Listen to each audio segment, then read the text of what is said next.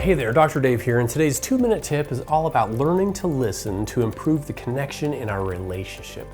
When we learn to listen, we can empathize and genuinely understand our spouse, which results in less tension and more connection in our relationship. Well, it's been said that listening with an open heart is one of the greatest gifts we can give to our partner and ultimately to ourselves.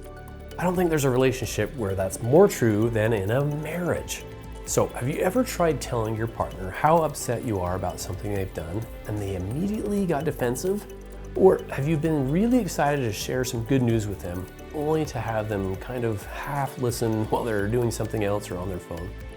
Or maybe you turn to them when you're having a hard day and they seem more concerned with fixing the problem than with understanding what's going on for you.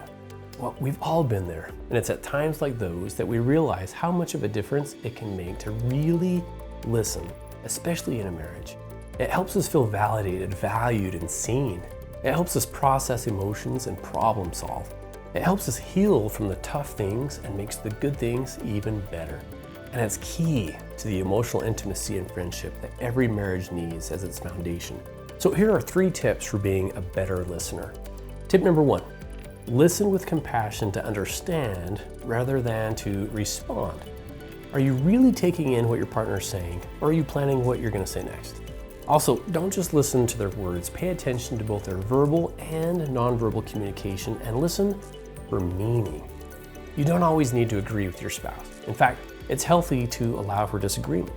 But put yourself in their shoes, both intellectually and emotionally. What's it like to be them in this moment? If you need to, pause to digest what you're hearing, especially if you can tell you're getting upset or defensive. And don't just listen until you think you understand. Listen until your partner feels understood. Second, be open-hearted and curious. Ask genuine, supportive, open-ended questions that can shed more light on your spouse's experience, thoughts, and emotions. Follow the flow of the conversation and focus on what seems most important to them. Then find simple ways to reflect back to them without judging or analyzing. Pay attention to the mental lens you're bringing to the discussion. Do you try to read your partner's mind or put words in their mouth? Are your assumptions and expectations of your partner and the conversation kind, realistic, and fair? Remember that people are unique and complex, and that we're all doing the best we can with what we have. It's important to have healthy boundaries. That is, to be clear about what's okay and what's not okay. And we also need to practice compassion. Now, my 3rd tip is to practice mindfulness. Mindfulness can help you be less reactive, more present, and more compassionate, which all contribute to you showing up as your best self when listening to your spouse. It's helpful to do mindfulness exercises such as meditation or yoga on your own.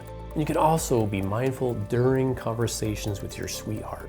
For example, if your mind is racing with thoughts about other things you need to do, briefly turning your attention to your breath can ground you in the moment and allow you to offer more open and focused attention to your partner.